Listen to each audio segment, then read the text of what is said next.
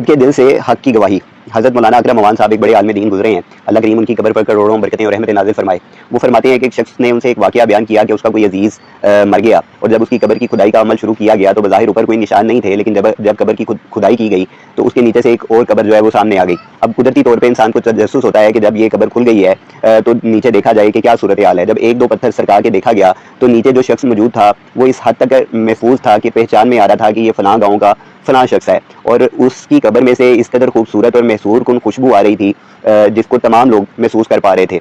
और एक अजीब बात ये देखी कि उसकी कब्र के जो उसके मुंह के ऊपर से एक दरख्त की जड़ गुजर रही थी, जिसके ऊपर से कतरा कतरा जो रस है वो गिर रहा था। वो गिरना तो बंद हो गया, लेकिन जो खुशबू थी वो बड़ी दिलकश आ रही थी। तो लोगों ने वो उस कब्र को दोबारा वैसे ही बंद किया और किसी और जगह दोबारा कब्र बनाकर जो उनका फौतशुदा इंसान था उसको वहाँ पर दफना दिया। उसके बाद कुछ दिन गुजरने के बाद उनमें से जो कुछ लोग थे वो उसकी अहलिया के पास गए ताकि उससे पूछ सकें कि वो कौन सा ऐसा अमल करता था कि जो अल्लाह की बारगाह में कबूल हो गया।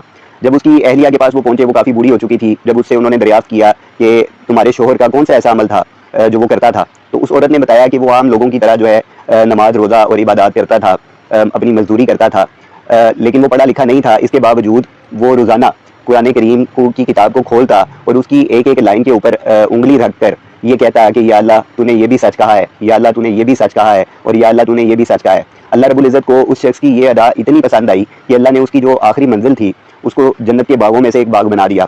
और ये जो कुरान करीम के जो 30 पारे हैं, इसका शुक्र अदा करना हमारे लिए नामुमकिन है। और कुरान करीम अल्लाह की एक ऐसी किताब जो हम पर नाजिल की गई है जिस पर अमल करना हमारे लिए हदायत का रास्ता जो है वो आसान होता चला जाता है।